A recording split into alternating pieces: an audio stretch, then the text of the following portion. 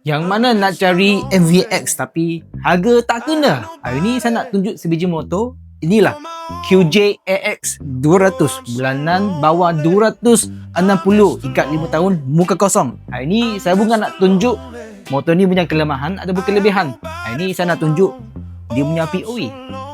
Let's go. I woke up in the middle of the night and I noticed my girl wasn't by my side. Could have sworn I was dreaming for her, I was fiending, so I had to take a little ride.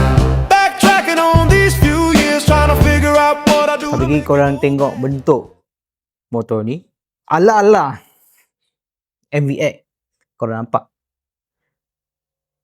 Saya cuba start motor ni, kunci keyless ada kunci ni. Okey, kunci ni kalau remote dia tak ada bateri, kita boleh masuk macam ni.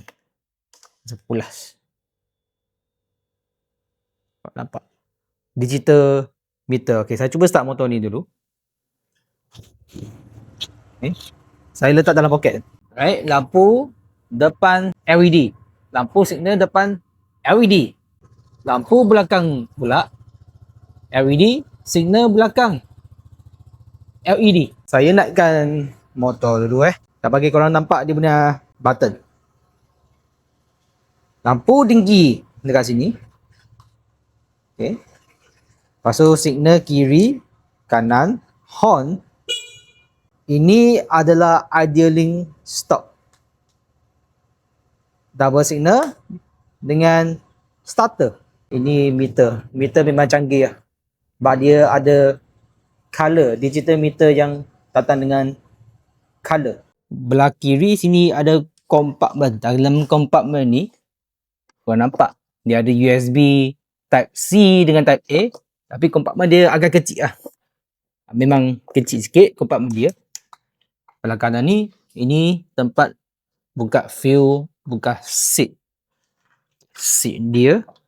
Ini boleh buat satu biji helmet, tak ada masalah. Cover set ni dia matte bukan metallic. Engine pakai CVT. Atas ni dia punya air filter. 2 absorber kiri kanan. Dia ada coolant. Korang nampak bentuk dia. Kalau korang nak tengok motor AX200 depan mata, korang boleh datang kedai saya dekat Jalan Berserah, Kuantan, sebelah Public Bank.